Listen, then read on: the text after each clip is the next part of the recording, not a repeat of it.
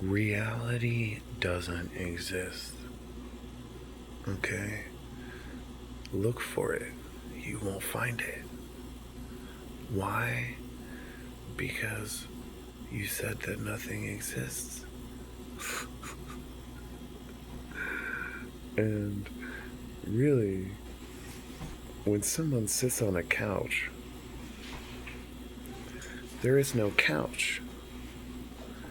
There's probability that someone put a couch there and you sat on it. And when that probability is too unlikely to not happen, the couch exists. That is how quantum physics works. Let me repeat this, okay? The sun is shining on us right now, okay? But it's not. Because what's happening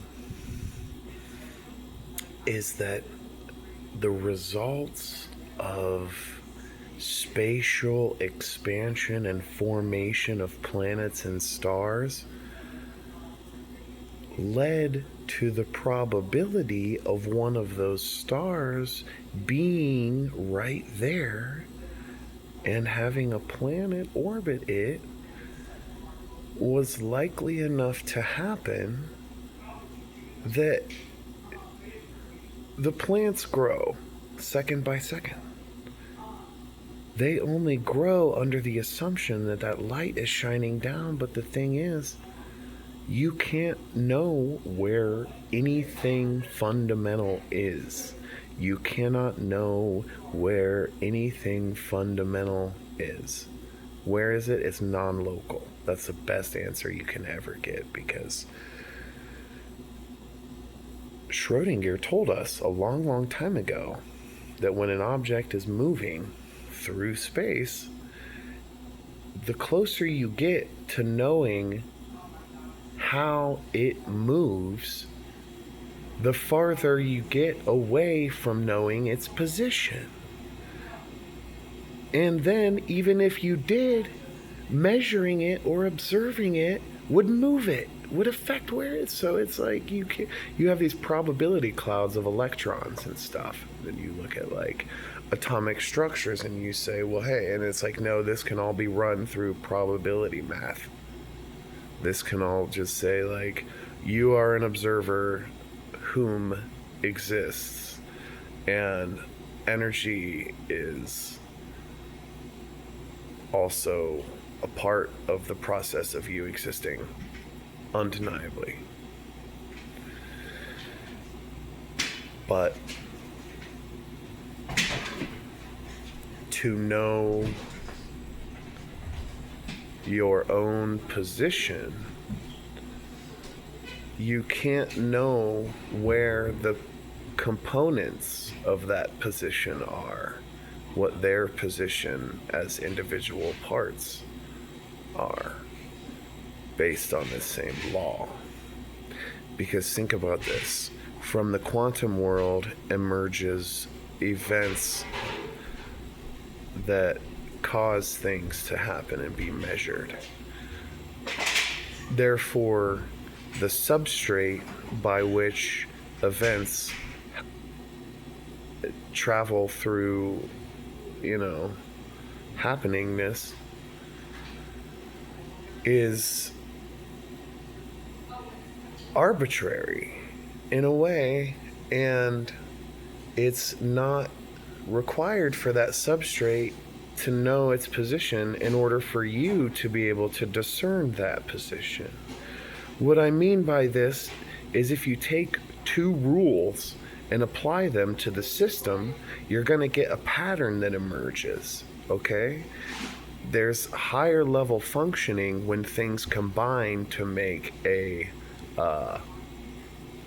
conglomerate. So you are a conglomerate. Well, you were 1 second ago. Well, you are 2 seconds from then. And so the whole time, 3 seconds go by, and that is a conglomerate of yous. And in the same way that your positions put you together to make what you consider to be the whole, those three versions of yourself that went by in those 3 seconds put together an experience that creates an even higher level harmonic. And this word is known as Gestalt.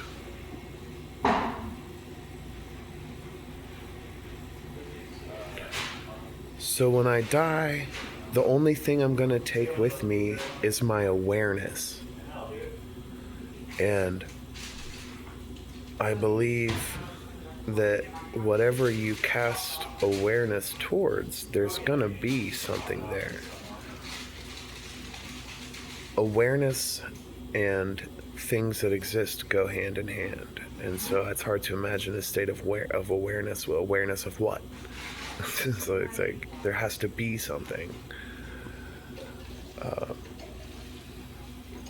So right now there's energy. And when we die, we'll probably go where you go when you smoke DMT.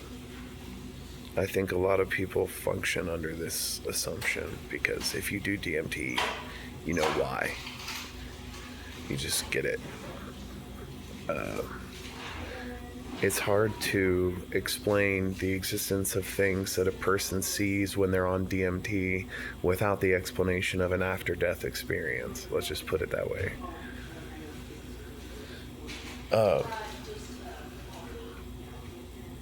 My thing is, it's a toroid, and this is maybe where I can help myself because the inside of the toroid and the outside of the toroid are just 2 spots on a freaking Klein bottle.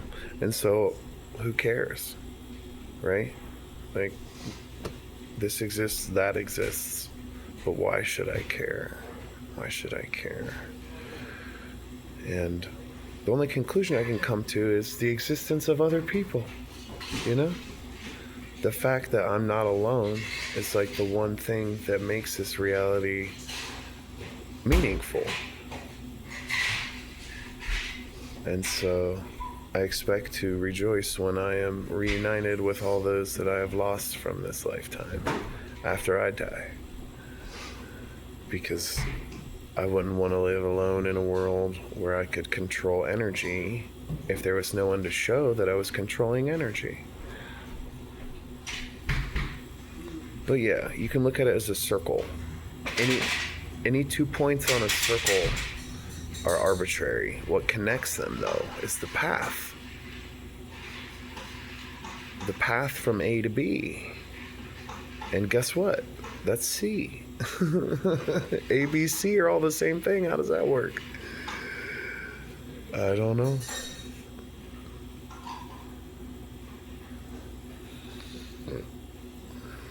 Hyperdimensionality.